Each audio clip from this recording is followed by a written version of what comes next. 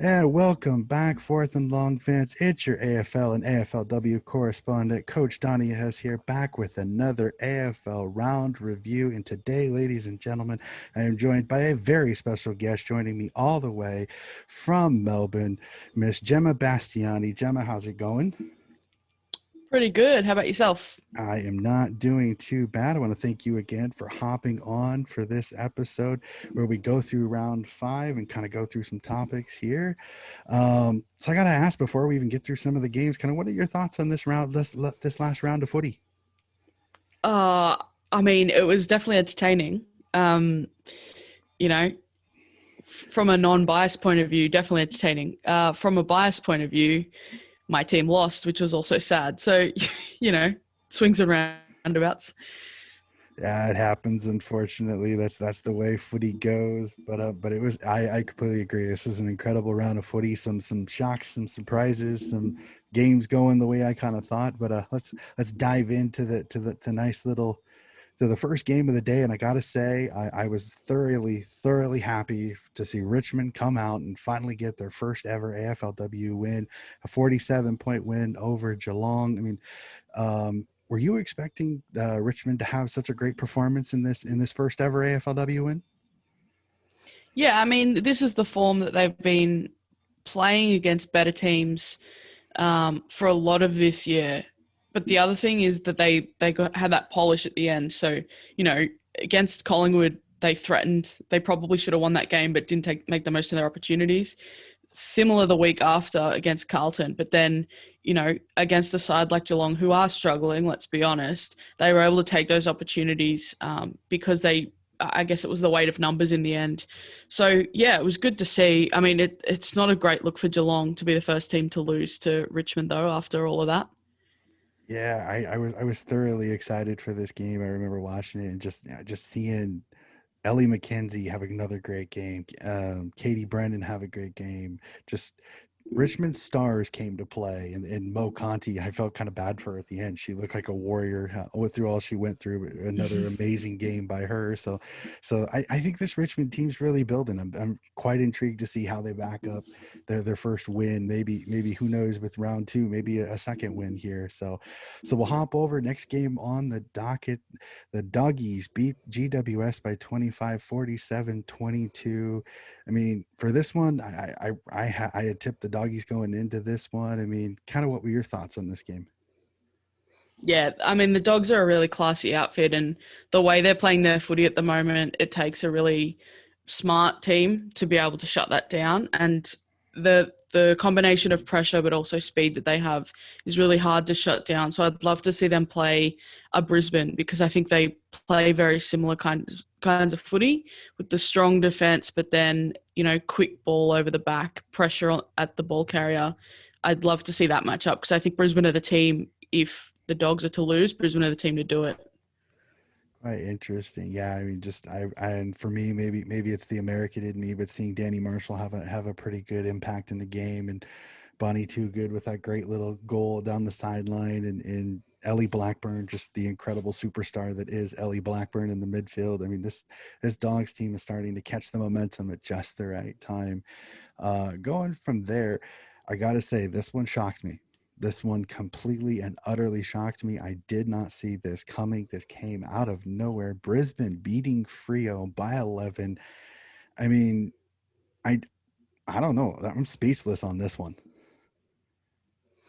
I mean, Brisbane have done really well this year to force teams to be inaccurate at goal, and Fremantle have been inaccurate at goal coming into this. So it kind of was a bit of a weird matchup in that respect. So it was going to be really hard for Freo to score no matter what, even though we've seen them be a really high-scoring team in the past. The thing that was surprising about this game was the late goal that Brisbane were able to kick, that Ali Anderson goal, because Fremantle have always been a team, well, in the form that we know that they are, and that run that they were on of 11 games straight, they never concede late. They really push right till the end of games. And it was the fact that Brisbane were able to score that late goal that I think was the most surprising part of it all. Yeah, definitely for sure. And the lack of goal kicking really burned them. And I know that was one of the things when Frio played Adelaide, that it was the exact opposite. Adelaide was the one that couldn't kick straight, and Frio was able to do that. So I don't know. I think I had been so used to Frio winning some of these games just with their overhaul. They just kind of keep coming. That it did kind of shock me. But this Brisbane team, I think maybe they're over that hump of not being able to win the tough games. Maybe I guess we'll really have to see. Hopping on from that, we'll hop down to Tasmania, and North finally gets off the schneid after losing a couple, beating Carlton 59-37. I mean, is North back, or is this kind of them capitalizing on a Carlton team without a Matty Prespakis in the center? Yeah, a lot of it came down to that midfield, realistically, because when North win the uncontested ball, they win the game. Matty Prespakis would have been really helpful in kind of limiting the efficacy of those clearances that North were able to get so that they couldn't transition to that outside ball as easily or as well.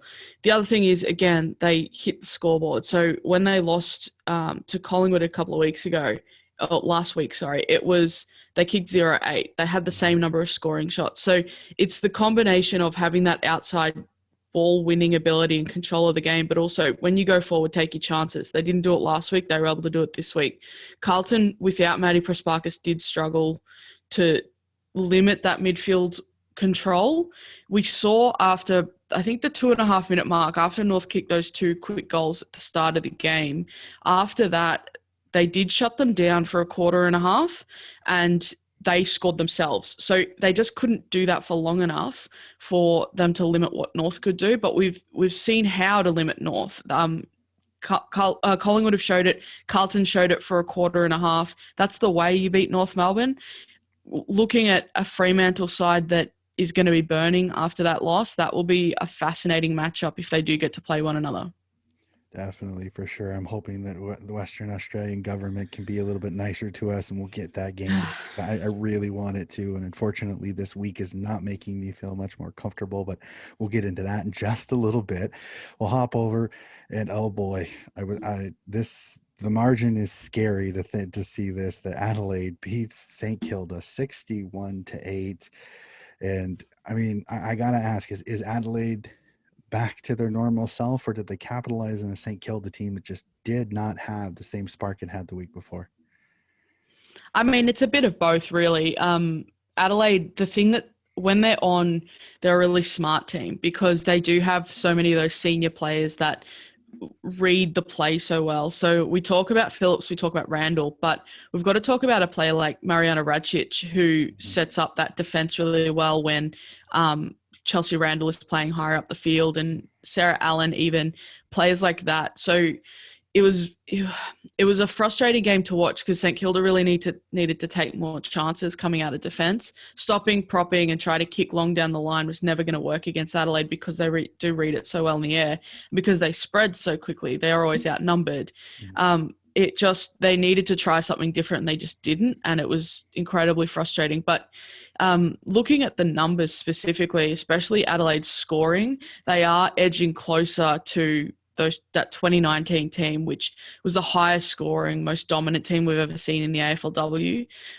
So that should be a bit scary. They're actually averaging more scoring shots a game than they did that year. They just haven't converted as well. So as soon as those pieces start to come together, that being said, they are still at the highest, averaging the highest scores in the competition this year as well. So yeah, it's a bit ominous. Yeah, that 13 behinds is scary to think if even half of those were switched, this game could have been even more uglier than it already was. And I remember Mm-hmm. listening to the broadcast, and they were saying like St. Kilda was just kind of, it was almost like they were accepting their fate. Like they didn't want to take any risks. They didn't try to go through the corridor. They didn't try to play on in certain opportunities. They just kind of, we'll take the easy option, the simpler option. And it just never worked. And that, I agree with you that their defense was so solid. There was just no breaking them down, and they just kept getting worn down. I mean, there was nothing they could do. I mean, when their forwards are in the defensive 50 is never a good sign. So we move on from there. And I have to say, this was a matchup I was thoroughly looking forward to. And I don't know, should I be disappointed by the score that Collingwood ends up meeting Melbourne by 35? I mean, I'm disappointed because I go for Melbourne. This game statistically was actually far more even than what it maybe felt watching it. Mm-hmm. Um, the difference really was that Collingwood took their chances and Melbourne didn't. So Collingwood, when they're in the forward half, they leapt on opportunities and they took the shots at goal. If you reverse that and look at what Melbourne did when they were inside 50, no one really wanted to be the person to take on the responsibility of going for the goal. They wanted to handball over the top, or if they had a set shot, they wanted to try and center it instead of just taking the shot. Mm-hmm. And I understand that there's game plan and things like that, your directive is center the ball. But if you're down and you haven't kicked a goal yet, just take the shot. Have a shot, see what you can spark in your team. And they just didn't do that. And that was the thing as well, and kind of similar to the St Kilda game in a way, is that to break through that Collingwood defence, Stacey Livingston, Ruby Schlasher, and Lauren Butler in particular, you can't just kick long because they're going to intercept market every single time, and you're going to have a mountain of inside 50s and do nothing with them. You need to have the courage in yourself to run the ball. And we've seen Melbourne run the ball really effectively earlier in the year. We know that they can do it. They just didn't even try, really. And they just didn't have the confidence in themselves to do it. So they kept kicking long, turning the ball over. It came straight back out. And it was just that endless kind of loop where they didn't seem to learn as the game went on. Mm-hmm. So yeah, it's just, I think they've lost a little bit of confidence after last week, the loss to the Dogs. Now it's continuing to hurt them. They need to get their confidence back because it's not their skill or anything like that. It's just their confidence that was the issue. Yeah, and I have to say it, like for me, that Collingwood defense is probably one of the best in the AFLW, just with everything that they do, and with Ruby Slicer just becoming one of the best and most improved players from last year. Just they're scary trying to go at them because they're just so good back there. And then when you've got a goal snake like Chloe Malloy out front, when she set a record for most consecutive games kicked by an AFLW player, and her first goal is the little bender. That was a pretty goal. I don't know, just this Melbourne team just befuddled me with this performance. I agree with you. It was like they were gun shy, Mm. and that's scary to say from a team that I thought there for a bit was looking like a really good challenger to the Frios and to the Adelaides. And now I'd almost have to say, would you say Collingwood is a genuine flag contender now? They're the only undefeated team. You can't, like, if you're undefeated at round 5 and no one else is, surely you're a flag contender. Mm-hmm. Yeah, I completely agree. I think the only thing that some people might say is they haven't had a chance to play the Adelaides or the Frios, but I'm crossing my fingers that does, because I really want to see that defense play the likes of Gemma Houghton at Frio or Aaron Phillips at Adelaide and stuff like that. I really, really want to see it. I'm crossing my fingers with 4 rounds left it happens, but unfortunately we'll have to wait another week. So we move on. Last game. Oh, this was quite an interesting watch for me. I was pleasantly surprised to see this game be as close as it was, way down to the end. West Coast beating Gold Coast 34-33. I mean, was this as entertaining as the final score, or was this a little misleading? I mean, I found it entertaining. I think it was an entertaining game because they were evenly matched. So that neither of these sides with these performances would stack up to a Collingwood or a Fremantle or a Brisbane or an Adelaide. But because they were so evenly matched, it was a great game to watch. And I mean, we saw young players or new players really kind of take their teams on their backs. And West Coast were without Dana Hooker, who we know is missing the season, but Ashling McCarthy was also a late out. So Michaela Bowen kind of became the player that surged this West Coast team along. And I think that's the big story out of this, is that West Coast do have the assets at their disposal. They just need a bit of time to get them working together, because then look at what they can do when they do get the opportunity to really step up and take that team on their own backs. Yeah, I thoroughly loved this game. It was so back and forth. I mean, 1 point games are always fun to watch, and seeing Gold Coast have a little success after some of just the disastrous performances earlier in the year, it was great to see. I think it gives the girls a little bit more confidence, and I think West Coast, after losing Hooker to that injury, to that freak accident at home, and then the laid out. I mean, to see them get a win was really really good. So it was a great last game of the round. Yeah, it wasn't your heavyweights, your Collingwoods, your Adelaides, your Frios, your Brisbanes, but it was a great game to watch. So that will be the end of the round. And I gotta ask this, Gemma. Unfortunately, with Western Australia still having its border issues, I mean, does this cause a lot of issues going forward, in your opinion, on are we legitimately going to see the ladder resemble the way this season should go, or are we going to get a little bit tainted because of the fact West Coast and Frio have to play each other for a second time? I mean, before this even happened, it was going to be lopsided because it's a 14 team competition and a 9 week home and away season. So it was already going to be lopsided. So, it is what it is. We've got to commend the people in charge of the fixturing because this has been probably the biggest challenge they've ever dealt with. It's not like the men's round last year where they could go into hubs, move them around as they needed. This one is significantly more difficult given the fact that they're part-time athletes. They still have jobs. They need to be able to go to those jobs during the week. So, while we wouldn't have wanted this to happen, we don't want them to have played each other twice because of the already short season. If it's going to happen, at least do it in the way that they've done it, which is the first derby couldn't be played in front of a crowd because of the lockdown in WA. Now they're getting to play it in front of a crowd at a genuinely good stadium as a double header with a men's preseason match. So if it had to happen, this is the way to do it.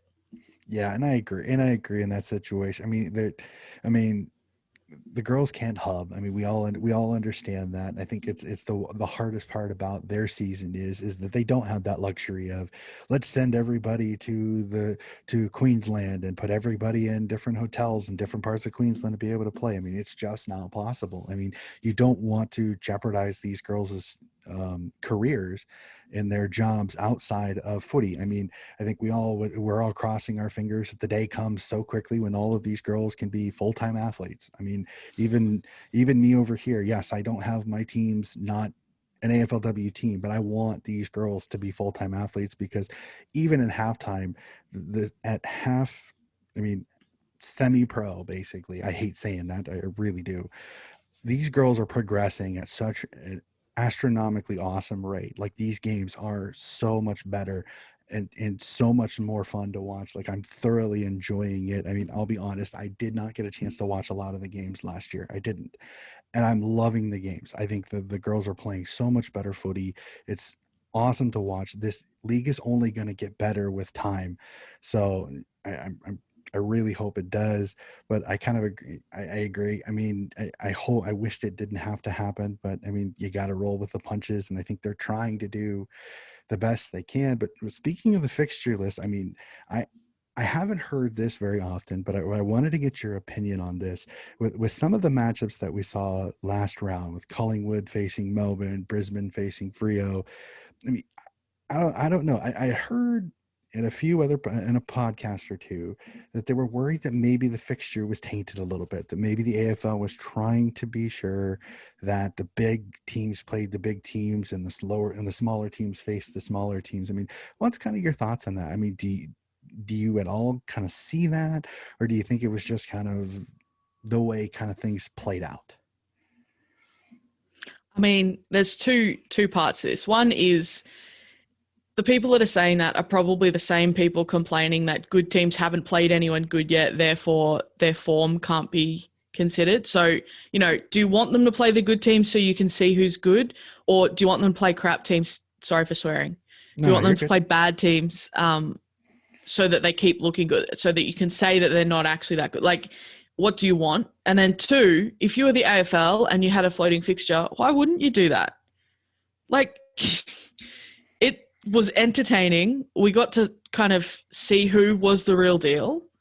And we get to continue this season on with the prospect of some of those teams coming back from losses like we saw Adelaide and Brisbane do, and whether it's kind of broken some other teams like maybe a Melbourne or a Carlton. So I think it's great. I don't see what the issue is. Yeah, I completely agree with you. Like, I loved it. I thought the matchups matched up really, really well. The only one that kind of disappointed me was the Adelaide St. Kilda game. I mean, that was the only one that really disappointed me. I thought all the rest of the games were really good, but I'm very happy for Richmond. So maybe that score line is a little bit, it's kind of weird to say I enjoyed that game, but I was happy for those girls to be able to get that win. Yes, it doesn't look so good for Geelong, but all the rest of the games, they were magnificent. I think the footy was really, really good. So I don't really see how you could claim tainted fixture, because I think this makes the league that much more intriguing. You've got so many of the good teams playing each other. So I thoroughly enjoyed it. So before we hop on to previewing, I have one other thing I'd love to do, since we just hit through round 5. So we're just past halfway. Um, I kind of want to get your thoughts on this. Is who's your most improved player from from going halfway through the season? Who's your best and fairest? And who do you think is going to be playing in the grand final after we go halfway through? Oh, that is incredibly difficult. Most improved, I want to say Dakota Davidson. Mm-hmm. I think Dakota Davidson of last year was very much a stay-at-home forward, hope it comes in. And she was exciting when she did get the ball, but she didn't get a lot of ball. Whereas this year, her work rate has gone through the roof. The things that she's doing without the ball is having such a big impact for her team. On the weekend was the first time she hadn't kicked a goal this year, but she laid 6 tackles. 4 of them were inside 50. So she's doing the things that, even if she doesn't have the ball, that are really helping her team. So I think she's absolutely my most improved in what could be 12 most improved players, really. Mm-hmm. What was the next one? Best and fairest. Yep. Jesus. Now that Maddie, unfortunately, now that Maddie Prasparkas is out due to her being suspended. Is it wrong to say I don't think she was up there anyway this year? Yeah, she struggled in the first couple of games. I think she got tagged a little bit more in that Collingwood game, and she didn't. I think her frustration showed, and I think she's been playing a lot more chippy this year that I've noticed, and I don't think she was able to kind of let her freestyle and flowing footy be able to play out. So I completely agree with you there. She wasn't in any of my kind of thoughts of, but this year's best and fairest is going to be difficult because there's so many. It's like the All Australian midfield. It's going to. I feel so sorry for the All Australian selectors for the midfield, because there's so many good midfielders. Yeah. Can I say 4 players just because I don't want to lock myself into someone? You were perfectly fine. I'll let you go with that. I don't mind at all. I'm interested to hear who they are. So anyone that's heard me speak on anything or follows me on Twitter, Jasmine Ghana is an actual superstar. She kicks more goals now for the past 2 seasons playing as a midfielder/wing than she ever did playing as a forward previous to that. She's a match winner, but she's also just phenomenal. And when we talk about North Melbourne being an uncontested outside ball winning team, she's a big part of that. Her getting the ball on the outside, getting it forward, she is a match winner for North Melbourne. So Jasmine Ghana. 2 is Elise Parker. Maybe Elise Parker is half a step behind a few of the others that I'm going to say, just because she doesn't necessarily use the ball as well, but her power and the way she carries her team is huge. Her and Rebecca Beeson are responsible for half of GWS's clearances so far this year, which is the most in history to this point of the season. Kiara Bowers is an obvious one. Kiara Bowers is a superstar. She's not only that tackling player we know her to be, but the way she gets out into space, the way she works hard to win the ball and uses the ball really well, I think is underrated. So that's Kiara Bowers for me. And who was the 4th one I was going to say? This is Ellie Blackman is the one everyone will say, but I think Isabel Huntington,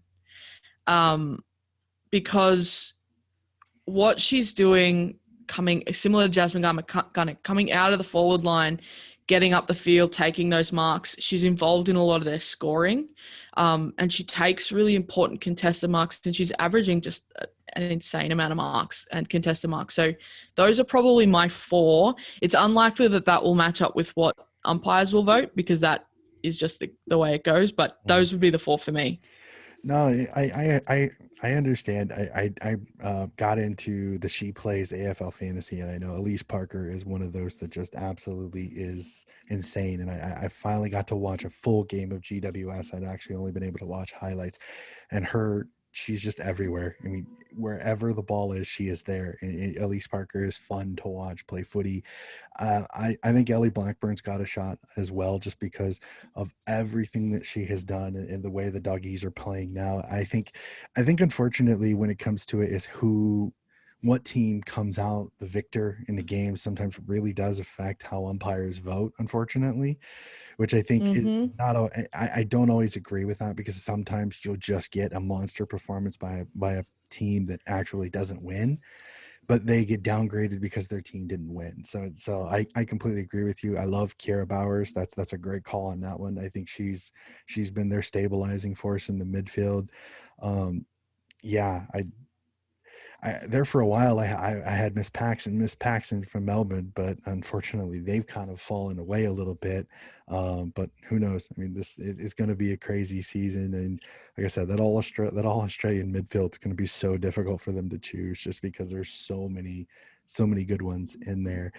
So we will hop on, and I love doing this. It's always so much fun, just because I thoroughly enjoy it. It's always fun. Let's preview round 6 and hop in, and let's put our tips in to see what we think. And I have to say, I am thoroughly looking forward to this first game of the round. The Richmond Tigers coming off their first win, playing mighty North Melbourne. I gotta ask, Gemma, do you give Richmond a shot on the form that they are playing at, or is North just too much? I mean, you've got to give Richmond a chance based on how well they played last week, but the way Richmond gets on top in a game is not the way that it's going to stop North Melbourne, I think. So that would be why I'd go with North, personally. Yeah, I'll go with North, but I'm gonna hope this game is really good. I want to see Richmond continue that success. I think they've got a lot of momentum coming in, and as I said in a couple podcasts before, I like teams with a lot of momentum. I think North getting that win over Collingwood, kind of getting their head straight, and I think this is going to be a really, really good match. I really want to see how Ellie McKenzie does in the midfield against North with all that power, superstar power, because I think she had a really good game last week. I think she started to kind of show why she was the number 1 overall. So I really want to see how she stacks up in this game. But I will also go for North too. But I will secretly be supporting Richmond in this one. No offense, North fans, but I will secretly be supporting Richmond on this one. I'll hop over and we'll go up and we'll face GWS will face Brisbane. Is there any worry that Brisbane has a letdown after that big win over Freo? I don't think so. I think Brisbane, if anything, their letdown was their scoring against Freo, weirdly enough, when they beat Freo, who haven't lost in 11 weeks. And also, the Adelaide game, even though it felt like Adelaide really dominated that, if you look at the scoreboard, really, it wasn't that dominant. I think Brisbane are going to come back and really just kind of put the foot down a little bit in the back half of this season. Yeah, I agree. I think Brisbane's just got a little too much for this GWS team here. Just so much talent. I think this Brisbane team is definitely going to be one to watch come the finals time.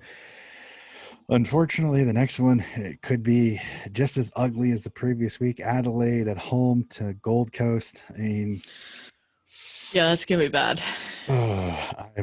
this one could get very ugly if Gold Coast doesn't do something.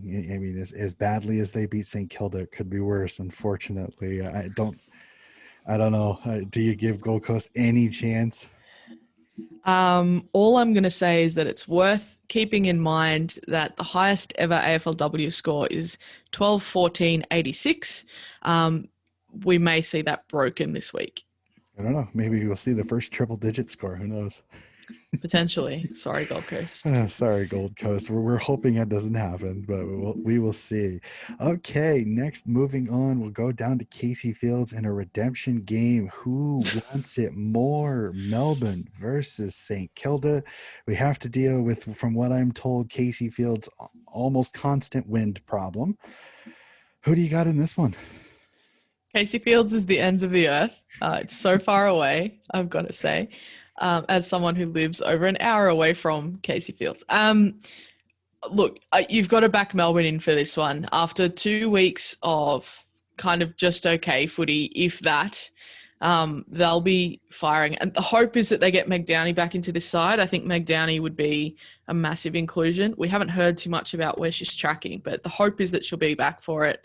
Karen Paxman had probably the worst game of her career on the weekend. I think she'll be wanting to come out and rectify that and a few other things. So yeah, you got to go with Melbourne for this one. Yeah, I agree. I don't like the way St. Kilda's tracking. Just ever since that Doggies win, they have not been the same.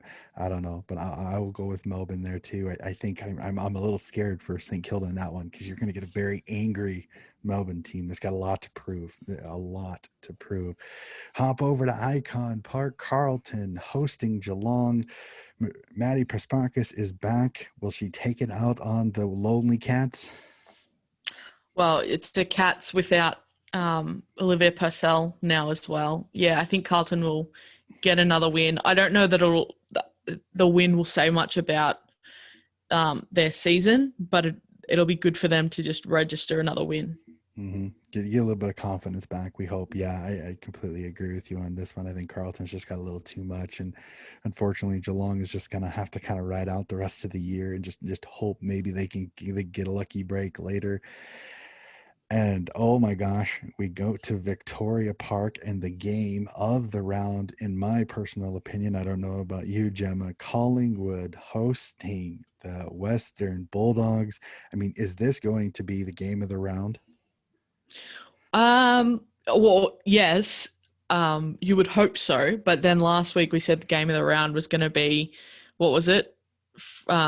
Something, and it ended up being just the Collingwood North Melbourne game. It ended up being just okay. Of any team, to match up on Collingwood, I think the Dogs probably have the assets to nullify the little things that Collingwood do really well. So think about how they pressure, but then they get the ball out the back on the quick turnover and run the ball forward. That's how you need to play this Collingwood defence. Look at how mobile a lot of those players are that are doing a lot of that running forward. So you look at Kirsten McLeod, who's got speed. You look at Ellie Blackman, who's got speed and power. You look at Isabel Huntington, who's really agile for a tall player, can take contested marks. You know, those are the three players that can break through the Livingston, Schleicher, and Butler defense. Mm-hmm. So I think that's going to be a really fascinating kind of setup there.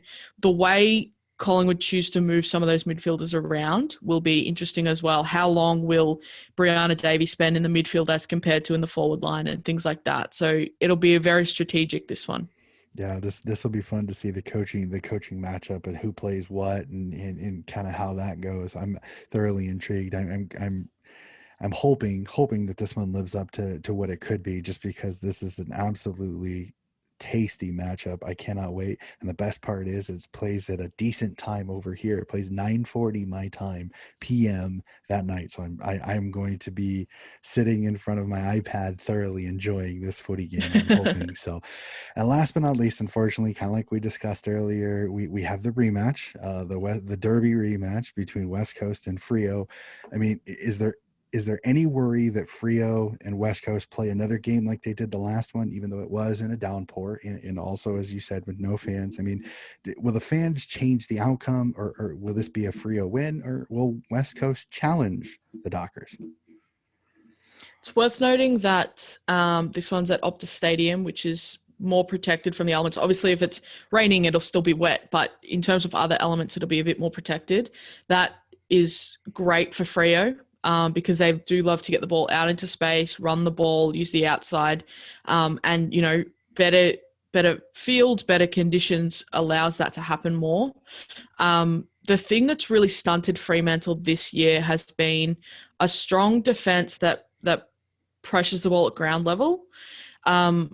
The Eagles don't quite have that. So as much as we like to think that the Eagles are on an upward trajectory, they won that game, Freo, A, are going to be coming out furious that they lost a game. But two, with better conditions and, maybe some rest for a few of those players, I think Freo are in for a big win here. Yeah, I kind of agree. I think this isn't the same Eagles team that they played the first time. You won't have a downpour assisting them. You'll have fans there. I think, unfortunately, this could be a good percentage booster for Frio there. So, and that will end the games of this round. Gemma, this has been an awesome conversation. I'm so glad we were able to meet up and have this chat about AFLW and its progress and everything like that. And I know you do a lot of things down in Melbourne when it comes to the AFLW game. So I'm gonna let you have this opportunity to kind of share some of the things that you do down there, podcasts, blogs, anything like that. Kind of let you get your name out there even more for some of the people, maybe to give you a check and follow you. Thanks. First and foremost, if you follow me on Twitter, you can see most of the stuff. So I'm just GL Bastiani on Twitter. I tweet a lot of stats and stuff through that. I'm a co-founder of Siren, a Women in Sport collective, which there's 7 of us who came together, and our focus is on changing the face of how women's sport is covered, but also how women and non-binary people are treated when covering sport. So, making sure they're paid, making sure they're nurtured, all that sort of stuff. So Siren is all of that sort of stuff. And I do have a weekly AFLW review of each round that comes out every Tuesday. So as we're recording this, it dropped about an hour ago. So you can go and read those. I also have my own podcast. It's the Play On Preview and Review. So prior to each round, myself and Julia Montesano preview all the games, and every Sunday evening in Melbourne time, so I assume that's Sunday morning maybe for you, we do an Instagram live review of Rana Hussein, and I do an Instagram live review of the round, and then that's uploaded as a podcast a couple of hours later. So if the Instagram live doesn't work for your time zone, the podcast is always there and available. I think that's everything. Awesome. And I actually got to catch one of your previews after we got in touch via Twitter, and I really and thoroughly enjoyed that review. I thought it was really, really awesome. I try to do as best I can here, but unfortunately it isn't always easy, and you have a little more access to some of the things over there. But please keep it up. I will continue to keep listening to that podcast. I think it's awesome. Thanks. So thank you again so much for hopping on, Fourth and Long fans. This has been another AFLW review, and we will see you next week with reviewing round 6 and a preview of round 7. Have a good night.